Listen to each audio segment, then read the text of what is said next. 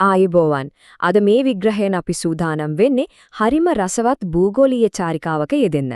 ලෝකයේ තියෙන ප්‍රධාන බියෝම වර්ග 8 ගැන, ඒ කියන්නේ උණුසුම් සමකේ ඉඳන් ගල් වෙන තරම් ශීතල ධ්‍රුව ප්‍රදේශ දක්වා තියෙන විවිධ පරිසර පද්ධති ගැන අපි අද කතා කරනවා. ඒ වගේම මේ බියෝම 8 කිසිම අමාරුවක් නැතුව මතක තියාගන්න පුළුවන් ලේසිම උපක්‍රමات අපි අද සාකච්ඡා කරනවා. අද අපේ ගමන පෙළ ගැසෙන්නේ මේ විදිහටයි. මුලින්ම බියෝමයක් කියන්නේ මොකක්ද කියලා බලලා ඊට පස්සේ සමකාසන්න බියෝම, ශුෂ්ක බියෝම, සෞම්‍ය කාලාපික බියෝම සහ ධ්‍රුවීය බියෝම ගැන කතා කරනවා. අවසාන වශයෙන් මේ ඔක්කොම ලේසියෙන් මතක තියාගන්න පුළුවන් අනුකෘතියක් ගැනත් අපි බලමු. හරි, අපි පළවෙනි කොටසට යමු. මේ දැවැන්ත පාරිසරික කලාප එහෙමත් නැත්නම් බියෝම නිර්මාණය වෙන්නේ කොහොමද කියලා මුලින්ම තේරුම් අරනිමු. මෙතෙන්දි මතක තියාගන්න ඕනේ වැදගත්ම දේ තමයි බියෝමයක් කියන්නේ නිකම් ඉඩම් කැලලක් නෙවෙයි. යම් ප්‍රදේශයක තියෙන උෂ්ණත්වය සහ ඒකට ලැබෙන වර්ෂාපතනය කියන සාධක දෙකේ අපූර්ව එකතුවකින් තමයි බියෝමයක් තීරණය වෙන්නේ. හරියටම කිව්වොත් ඒ දේශගුණයටම හැඩගැසුණු සුවිශේෂී ශාක සහ සතුන් විතරයි ඒ අදාළ බියෝමය ඇතුලේ ජීවත් වෙන්නේ. මේ ලෝක සිතියම දිහා බැලුවාම අපිට පේනවා මේ ප්‍රධාන බියෝම 8 එක එක අක්ෂාංශවලට අනුව ලස්සනට පටි විදිහට විහිදිලා තියෙන හැටි. අපි මුළු භූගෝලීය චාරිකාවම කොයිතරම් විවිධත්වයකින් පිරීලා තියෙනවද කියලා මේකෙන් අපිට එකපාරටම බලා ගන්න පුළුවන්. දැන් අපි දෙවෙනි කොටසට, ඒ කියන්නේ සමක බියෝම වලට පිවිසෙමු. ලෝකයේ තියෙන උණුසුම්ම වගේම තෙත් සහ සක්‍රියම බියෝම හමු වෙන්නේ මේ කලාපයේදී. මුලින්ම අපිට හමු වෙන නිවර්තන වනාන්තර කියන්නේ ජීවයෙන් පිරී ඉතිරී යන අහස් උසට වැඩනු හරිත වියනකින් යුතු පුදුමාකාර ලස්සන පරිසර පද්ධතියක්.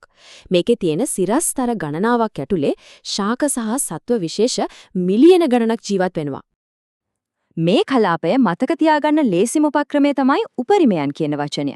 ඒ කියන්නේ සෙල්සියස් අංශක 25ත් 29ත් අතර උපරිම උණුසුම, මිලිමීටර් 2000ත් 4000ත් අතර උපරිම වර්ෂාපතනය සහ මේ වියන් ඇතුලේ ජීවත් වෙන උපරිම සත්වහා ශාක විශේෂ සංඛ්‍යාව. මේ ගහන වනාන්තරයෙන් පොඩ්ඩක් එළියට ආවම අපිට සවානා බියෝමය හමු වෙනවා.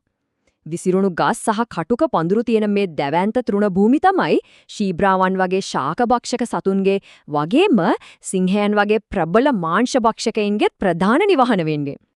මේ පරිසර පද්ධති දෙකේ වර්ෂාපතනයේ අපි පොඩ්ඩක් සංසන්දනය කරලා බැලුවොත් කදිම වෙනසක් දකින්න පුළුවන්. සවානා කලාපයට ලැබෙන්නේ මිලිමීටර් 300ත් 500ත් අතර අඩු වර්ෂාපතනයක්. ඒ වගේම මාස 8ක් හෝ 9ක් පුරා පවතින දැඩි වියලි කාලයක්ත් තියෙනවා. අන්නේ වතුර අඩුවීම තමයි ඝන වනාන්තරයක් වෙනුවට මෙතන තෘණභූමිය හැදෙන්න ප්‍රධානම හේතුව. දැන් අපි තුන්වෙනි කොටසට යමු. සමකේ තියෙන අධික තෙතමනින් මිදිලා ජලය ඉතාමත් හිඟ කටුක ශුෂ්ක බියෝම වලට අපි දැන් පිවිසෙන්නේ.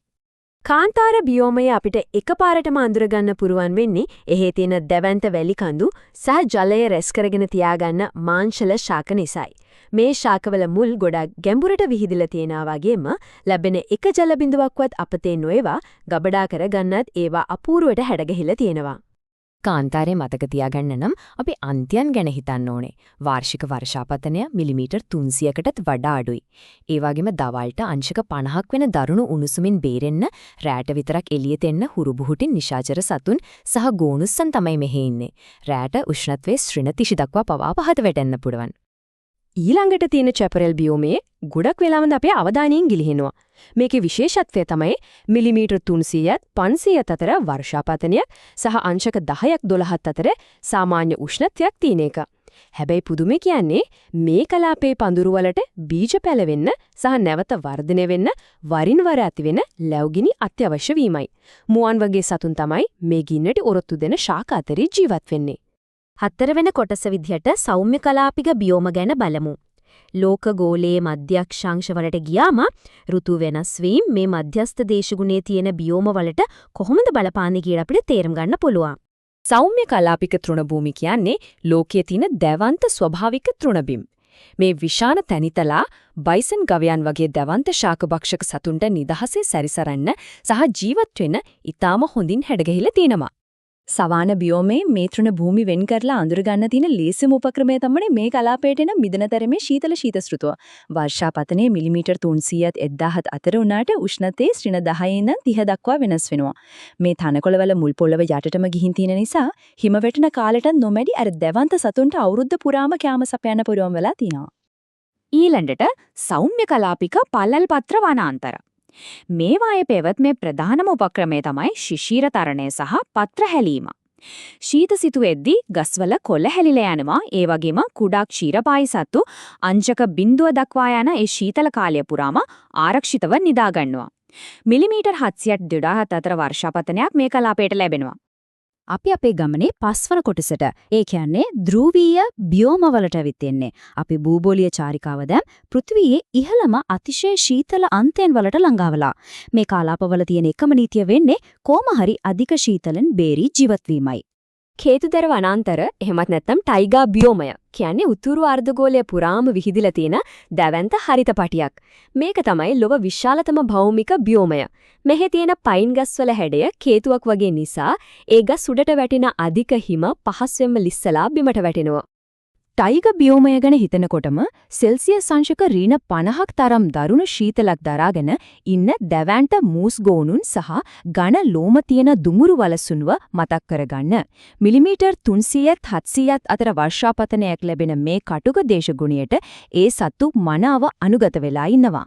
අපේ ලෝකයේ ඉහළම මුදුනේ තමයි තුන්ද්‍රා කලාපය පිහිටලා තියෙන්නේ. පෘථිවියෙන් 20ක්ම ආවරණය කරන මේ භූමිය බැලු බැල්මට කිසිම ජීවියක් නැති නිසරු පරිසරයක් වගේ පෙනුනත් පොළොවට යටින් හැමදාම මිදලා තියෙන අයිස් තට්ටුවක් තියෙනවා. ඒකට කියන්නේ නිත්‍ය තුහින. එහෙමත් නැත්නම් පර්මෆ්‍රොස්ට් කියලා. අර මිදුණු නිත්‍ය තුහින තට්ටුව පුරාගෙන යන්න ගස්වල මුල් වලට කොහොමඩවත් බෑ. ඒ නිසා තුන්ද්‍රා කලාපයේ ලොකු ගස් වැවෙන්නේ නැහැ. ඒ වෙනුවට මුළු භූමියම පාසි සහ ලයිකන වලින් වැහිලා තියෙනවා. අධික සුළඟක් තියෙන මිලිමීටර් 200ත් 600ත් අතර වර්ෂාපතනයක් ලැබෙන මේ කලාපයේ සැරිසරන පිනිමුවන්ගේ සහ කස්තුරි ගවයන්ගේ ප්‍රධානම කැරම වෙන්නේ ඒ පාසි තමයි. හරි. දැන් අපි මේ ඔක්කොම මතක තියාගන්න පුළුවන් අවසන් අනුකෘතියේ දිහා බලමු. මේ බියෝම ආටෙහෙම වර්ෂාපතනය සහ උෂ්ණත්වය එකට තියලා සංසන්දනය කළාම මුළු ගෝලීය දේශගුණික රටාවම එක ලොකු ප්‍රහේලිකාවක් අපූර්වට විසඳෙනවා වගේ මනසේ සටහන් කරගන්න පුළුවන්. උෂ්ණත්වය සහ වර්ෂාපතනය එකිනෙකට වෙනස් වෙන විදිහට මේ රටාව කොයිතරම් ක්‍රමානුකූලව හැදිලා තියෙනවද කියලා අපිට පැහැදිලිවම පේනවා. අද අපේ විග්‍රහය අවසන් කරන්න කලින් අපි කවුරුත් හිතන්න ඕන ගැඹුරු ප්‍රශ්නයක් ඉතිරි වෙනවා. මිනිස් ක්‍රියාකාරකම් නිසා පෘථුවියේ දේශගුණය සහ වර්ෂාපතන රටාවන් දැන් සීක්‍රෙන් වෙනස් වෙමින් පවතිනවා. ඉතින් මේ තරම් සියුම්ව සමතුලිත වෙලා තියෙන බියෝම 8න් අනාගතයේදී කොයිවා තවදුරටත් ලෝකයේ පුරා ව්‍යාප්ත වේද? ඒ වගේම කොයිවා අපිට සදාහටම අහිමි වෙලා යයිද? අන්න ඒ ගැටලුවත් හිතේ තියාගෙනම අදට අපි සමුගන්නවා.